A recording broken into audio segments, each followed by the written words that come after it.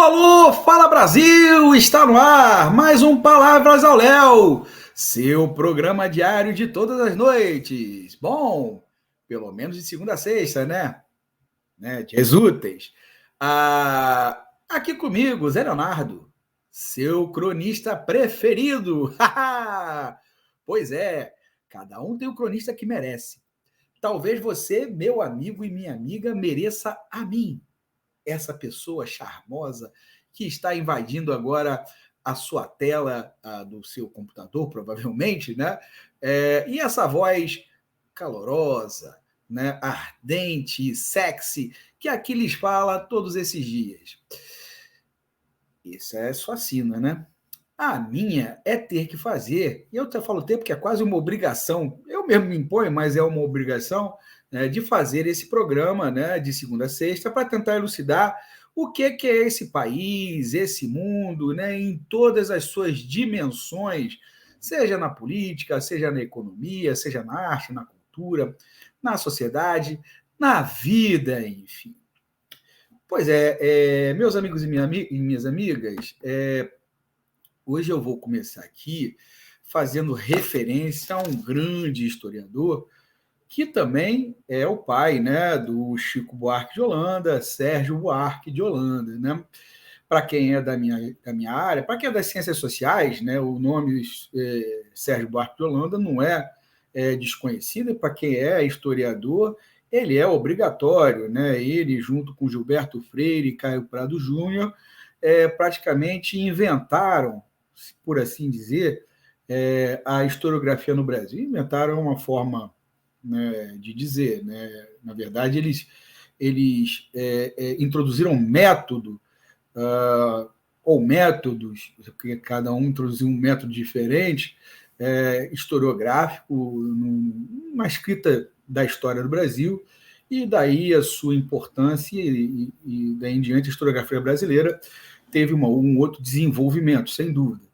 Então, o Sérgio Buarque de Holanda, ele lançou em 1936, perdão, o livro Raízes do Brasil, né, que é uma análise muito da formação cultural, sociocultural, do nosso povo, e que, em Minas Gerais, em um certo trecho, né, ele diz aí que, né, ele lança uma tese de que o brasileiro seria um homem cordial.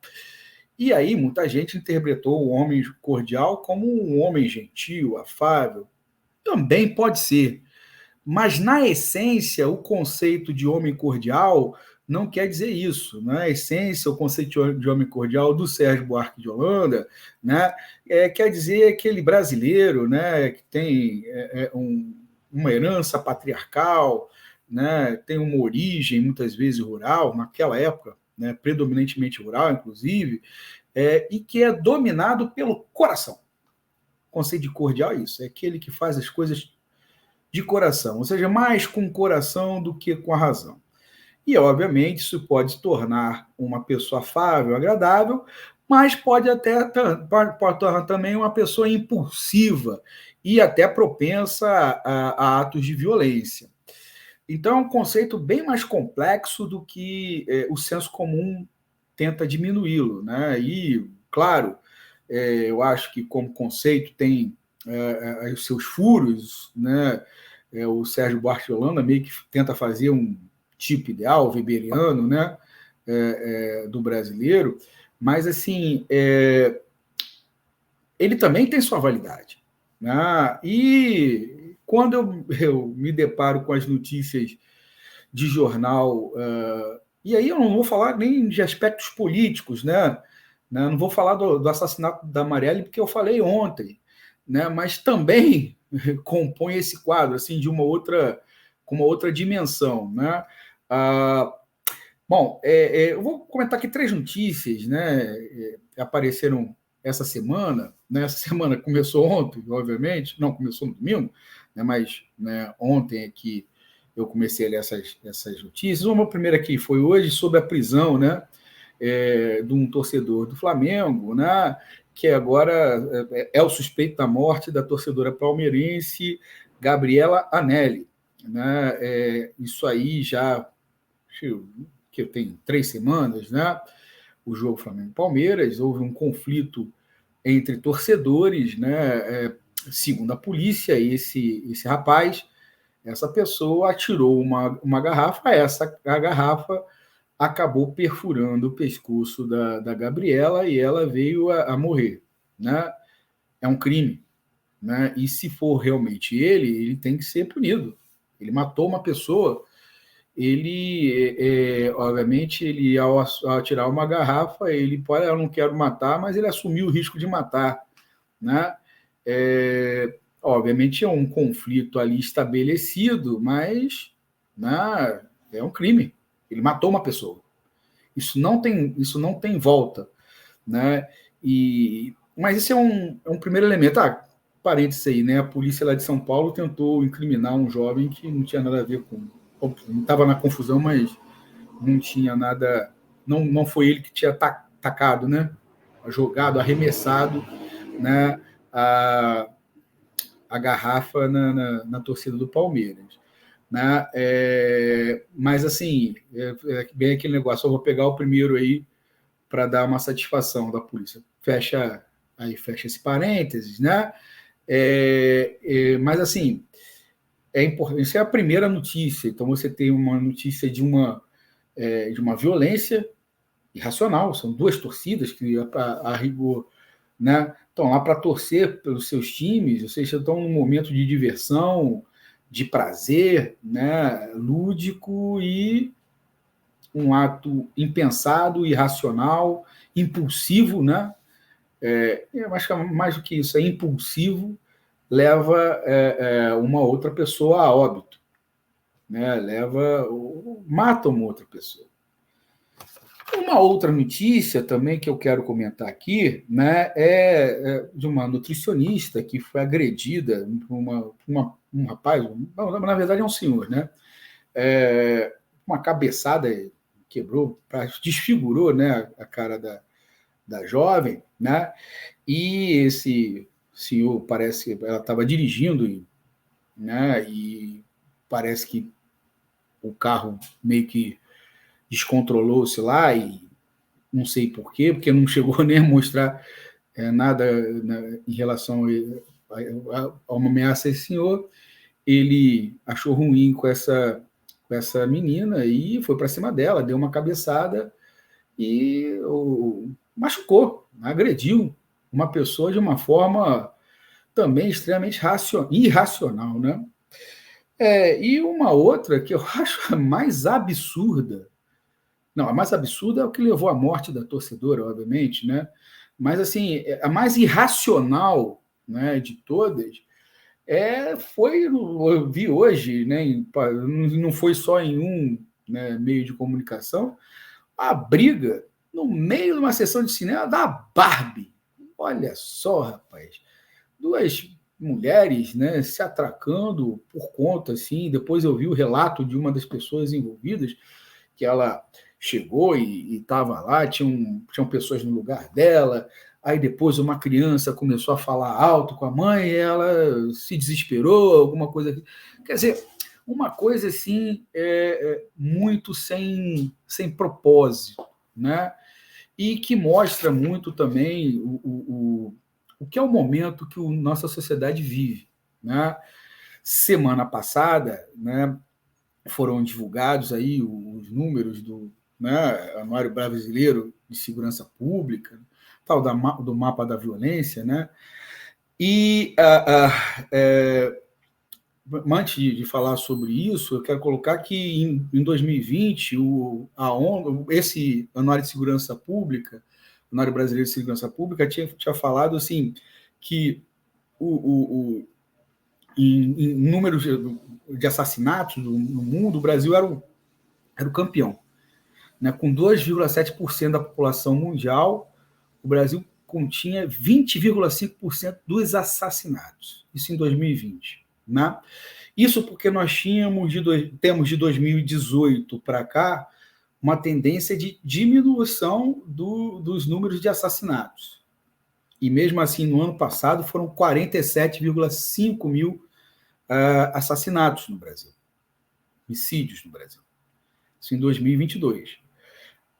provavelmente o Brasil não perdeu esse posto aí de país aí com mais assassinatos percentualmente aí no mundo. É uma coisa absurda, ou seja, a gente tem 20%, 20,5% dos assassinatos no mundo, gente. Nós não estamos em guerra.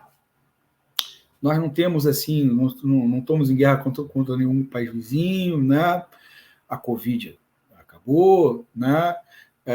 Enfim, não tivemos nenhuma catástrofe natural, né? É isso, são assassinatos.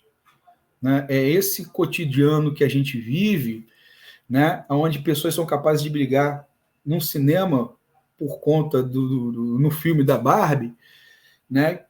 Ou seja, que gera isso. Isso, obviamente, né, talvez catapultado por esses últimos 4 anos de polarização política, de ódio estimulado, né, de armas sendo distribuídas à torta direito aí para bandidagem, né, em geral. E, bom, e eu comentei que o Brasil nos assassinatos tem tido uma tendência de queda de 2018 para cá, em geral. Mas os assassinatos às mulheres têm aumentado. Né? Só no ano passado foram 3,9 mil homicídios dolosos de mulheres. Né? E 1,4 mil feminicídios, o que representou um aumento em relação às estatísticas anteriores. Inclusive, o número de feminicídios no Brasil é o maior desde 2015, foi quando foi criada a Lei Maria da Penha. Né? Então, gente, a gente vive esse cotidiano aí de violência.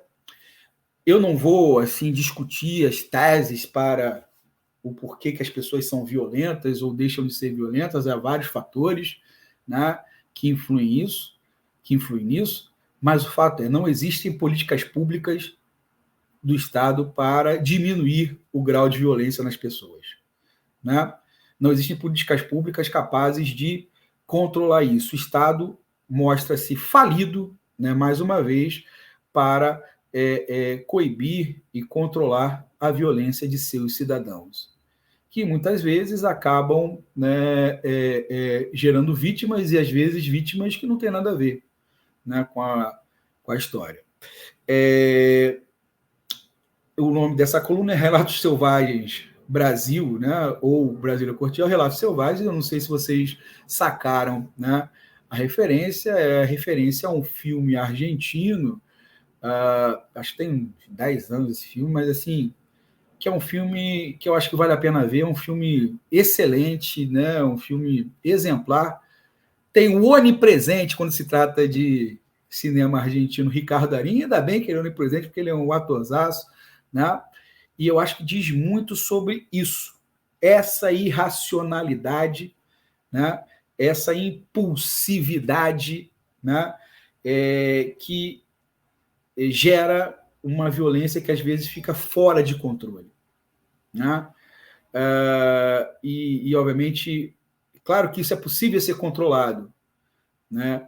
O indivíduo pode controlar isso, a pessoa pode controlar isso, o Estado pode ter programas que ajudem as pessoas a controlar isso, né? Só que é preciso a sociedade encarar isso de frente. Né? Lembro também aqui de outro filme que eu acho magistral, que é com Javier Bardem, artista, ator espanhol, chamado Onde os Fracos Não Têm Vez, que é justamente que fala isso, né?